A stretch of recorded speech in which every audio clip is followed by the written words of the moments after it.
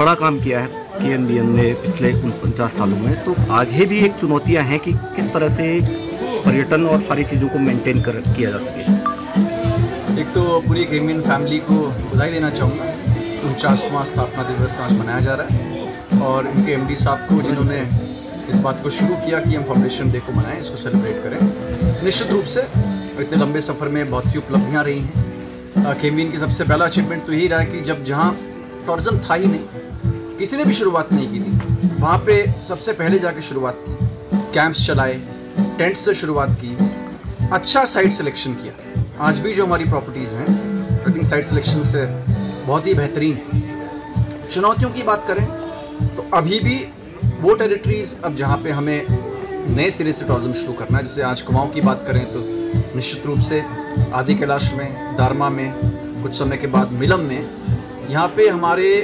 Investments होने चाहिए। Investments इस तरह के हों जो कि पर्यावरण से तालमेल बिठाएं। जो बात होती है इकोलॉजी एंड इकोनॉमी की, उसमें एक अच्छा बैलेंस रखें ताकि हमें जो टूरिज़्म मिले, एक क्वालिटी टूरिज़्म मिले, जिससे आय निगम की तो बढ़े ही, लेकिन जो लोकल्स हैं वो ये ना महसूस करें कि वो इससे छूट रहे हैं, वो इसको अपना पार्ट महसूस करें और ऐसा टूरिज़्म जो इको टूरिज़्म हो, इको फ्रेंडली हो और एनवायरनमेंट को नुकसान न पहुँचाए।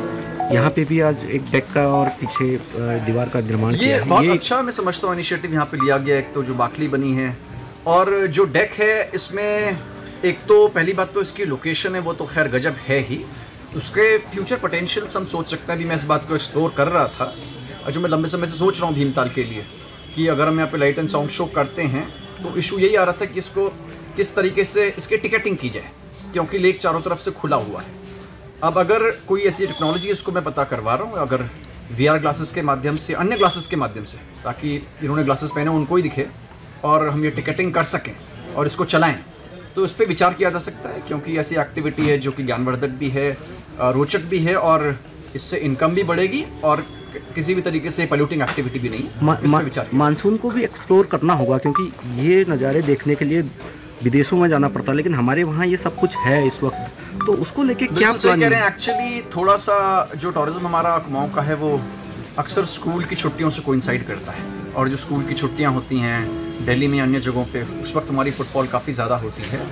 और मानसून जो कि बहुत ही एक खूबसूरत हिस्सा हिमालयस का है, उत्तराखंड का है, कुमाऊँ का है, इसको हम उस तरह से देखते हैं कि ये ऑफ सीज़न का टाइम है। आई थिंक इसके लिए हमें अच्छे अट्रैक्टिव पैकेजेस और बेटर मार्केटिंग की भी आवश्यकता है। कुछ एक ब्लॉगर्स की हम एक कॉन्फ्रेंस कर लें, ब्लॉगर्स को यहाँ पे बुला लें, मीडिया की कॉन्फ्रेंस कर लें, चाहे ट्रैवल एजेंट्स की कॉन्फ्रेंस कर लें, और इसकी अच्छी मार्केटिंग हो तो निश्चित रूप से आज की तारीख में अगर मार्केटिंग अच्छी हो जाए तो लोग आना ही चाहेंगे। सर, एक तरह मैसेज भी हमको देना चाहिए कि बरसात में अक्सर ये मैसेज चला जाता है कि साहब ये हो गया, वो हो गया, सड़कें बंद हैं।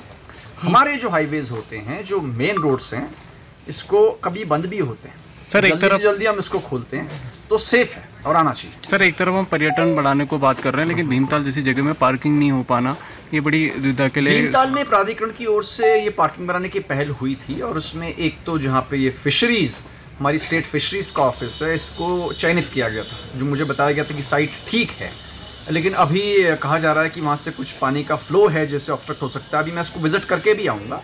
और दूसरा, एक विद्यालय में बात हुई थी जहाँ पे कुछ NOC ना मिलने से दिक्कत आई है, और कुछ स्कूल्स की भी शायद अपनी ऑब्जेक्शंस थे, तो उनको दूर करने के लिए स्थानीय प्रशासन से मैंने कहा कि इसको सॉर्ट आउट करें और जल्दी यहाँ पे हम एक पार्किंग बनाएं, जिससे कि रोड्स जाम ना हो, आराम से गाड़ी पार्क करके आदमी निश्चिंत होकर आसपास घूमें। क्योंकि भीमताल एक कैफ़ेज़ की नगरी भी बन गई है और बहुत अच्छी ईटरीज यहाँ पे खुल गई हैं, तो लोकल्स को इसका बेनिफिट है। सर, आपदा को लेकर यहाँ पर बाईपास का ही प्रस्तावित है शायद। जी हाँ, इसमें बाईपास की माननीय मुख्यमंत्री जी के द्वारा इसमें घोषणा हो गई है, और इसमें भीमताल के अंदर कंजेशन ना हो, अक्सर लंबे जाम लगते हैं, इससे जल्दी हमें निजात। सर, करकोटक मंदिर में सड़क तो कटी है, लेकिन उसका भी डामरीकरण और उस चीज़ को नहीं हो पाई है, तो उसके लिए क्या? ये मंडी ने पूर्व में इस काम को किया था और इसको एक बार दिखवा लिया जाएगा। एक्चुअली हर जगह मुझे लगता है कि विशेषकर जहाँ पे मंदिर हैं वहाँ पे बेतहाशा गाड़ियाँ दौड़ें, ये भी मैं समझता हूँ कि उचित नहीं है। एक निश्चित दूरी तक गाड़ी पक्की हो और उसके बाद फिर थोड़ा हम लोग आराम से पहुँचे।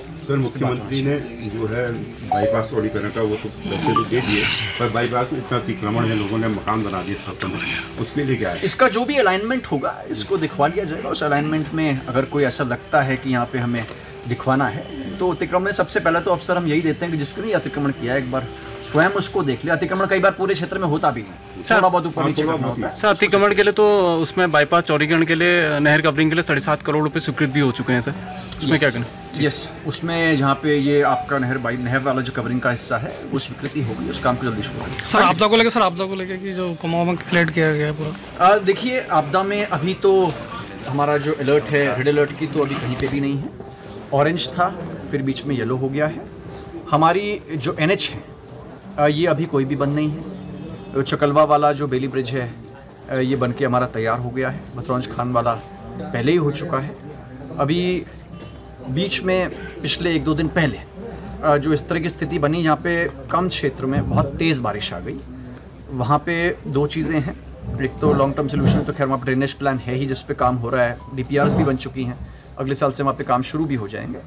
और दूसरा इस बात पे फोकस है कि अभी कहीं मलबा आ गया तो उसको PWD इरिगेशन डिपार्टमेंट की 2 काम करते हैं इसको निकालने के, जहाँ पे नगर निगम के क्षेत्र में नगर निगम उसको निकालता है और जो हेतुक सहायता है 5000 रुपीज़ वो तत्काल लोगों को दी जाए, जो कि दी भी जा रही है। अगर आप ये वीडियो YouTube पर देख रहे हैं तो हमारे चैनल को सब्सक्राइब करें और बेल आइकन को दबाना ना भूलें।